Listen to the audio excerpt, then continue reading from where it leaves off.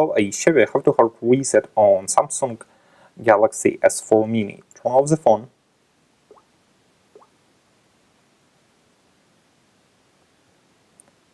Next, press and hold the power button, volume up key and home button for a few seconds. Release all keys when the Samsung logo appears.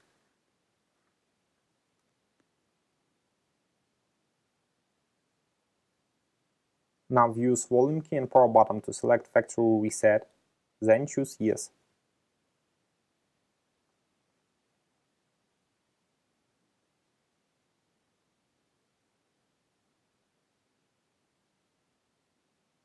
Finally, click the power button.